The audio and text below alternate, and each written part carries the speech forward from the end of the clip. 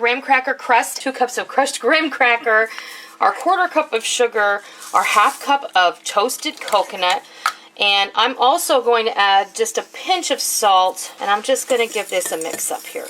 Then I'm going to add a 1/2 cup of melted butter, and we're just going to stir and incorporate all that together. Make sure all of the graham crackers become moist with the butter. Otherwise, your crust is going to fall apart, and we don't want that. Now I have a 9x13 pan that I have prepared with coconut oil spray. We're just going to tumble our graham cracker. Then get your clean hands in here, pat it in. You just need to do the bottom. You don't need to run it up the sides. When you get it leveled out in there with your hands, go in with a smooth bottomed drinking glass or measuring cup or something of that nature, and just give it a good press. You want to really compact this in there. Just go let this hang out in the fridge while we build our filling. Now we're going to get started building it's basically a no-bake cheesecake that we are flavoring up with pina colada flavors.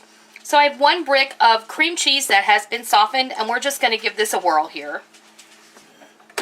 You just want to make sure that your brick of cream cheese is nice and soft. And then we're going to add 1 can of sweetened condensed milk. Give that a whirl. And then we're going to add a 1/4 cup of lemon juice, a tablespoon of vanilla extract, and now I'm going to add 1 can, 20 ounces, of crushed pineapple that I have put through a strainer, and I also actually squeezed it through a towel so that I got a good majority of the liquid out of it. And we're going to add 1 cup of sweetened flaked coconut.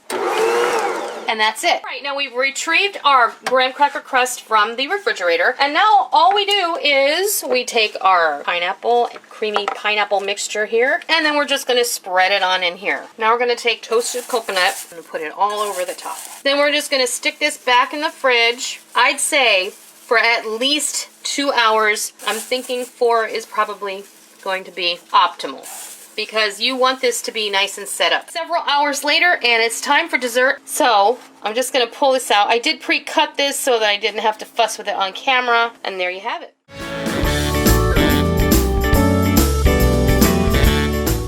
We're going to get started making our Oreo cookies and cream pie. This is the kind of pie that you can make at the last minute. It's going to go together in like 5 minutes. It's super easy to make, and you'll be able to just stick it in the fridge and take it to your Thanksgiving gathering the same day that you make it. So this is a really great thing to have for last minute. Really, you're just going to need some milk and some cream, an Oreo cookie pie shell, some crushed, well, I have actually chopped up, I haven't crushed them, some chopped up Oreo cookies, and these happen to be double stuffed, but you can use whatever you like. Some white chocolate instant pudding from a box, and then I have some whole Oreos for garnish, and we're going to do some whipped cream as well. Basically, we've got milk and cream in here, and in goes our instant pudding mix, and this is what I've used. This is the Hershey's Instant White Chocolate Pudding. Easy. And I like to mix this up using my mixer because it helps to incorporate it more quickly. Now I want you to observe that this is starting to look like whipped cream, and that's exactly what you want.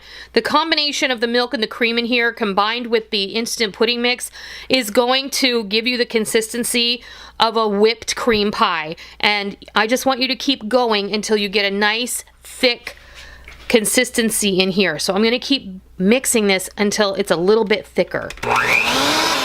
Now you can see how thick this is, and that's exactly when you want to stop. And I'm just going to give this a bit of a turn just so we can make sure everything is in there the way it should be.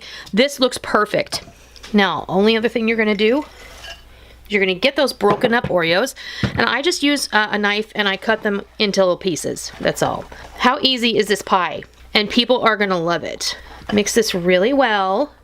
Distribute those broken up cookies in there so that everybody gets some in their slice. Now I'm going to bring over my pie shell. All right, now what we're going to do is we're going to put this delicious cookies and cream filling into our Oreo cookie pie shell, and then just spread it evenly in there. How easy is this?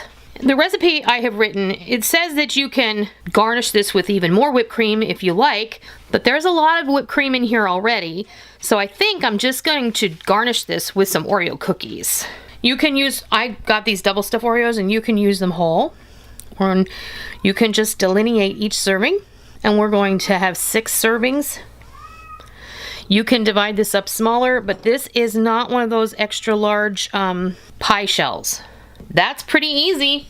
If you had some, you could just put a little crumble of Oreos in the middle, but I'm pretty sure everybody will know that this is a delicious Oreo cookies and cream pie just from how you've garnished it. Okay, here's our cookies and cream pie. So I think it's time for Rick to take a bite and give it a taste. Now remember, we just made this and we cut into it. You should let it stay in your fridge for a couple of hours. That's going to firm everything up, and at the same time, those Oreos are going to soften from being inside that filling. So this is going to maybe be a little bit crunchy for Rick to taste, but I'm sure that he'll just soldier through it. I have to. You know. What do you think? It's delicious.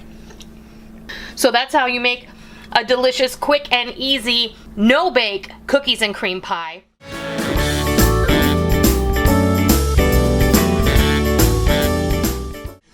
Just an overview. We do have, this is 1 entire box of Nilla wafers. There is no substitute for Nilla wafers, and I don't recommend that you even buy the store brand because, you know, we're always talking about making the best choices possible, but this is a sometimes food, and Nilla wafers are the way to go. 1 box renders 3 cups of crumbs. 2 cups go in the bowl, 1 cup we're going to set aside for later. 4 bananas. They're not small, they're not large, they're just right. 4 bananas that I've sliced, and I've put about a tablespoon of lemon juice in the bowl, and I have tossed them so that they do not oxidize. This is 1 stick of butter that I have melted. I have 3 boxes of Jell-O vanilla instant pudding, and we're going to use 3 cups of cold whole milk. All right. I've also whipped 3 cups of heavy cream with 3 tablespoons of granulated sugar and 1 tablespoon of vanilla. And I went ahead and I whipped that up. I took 1 cup out and I put it in a piping bag. First we have to make our crust. The melted butter we're going to mix with this 2 cups of Nilla wafers.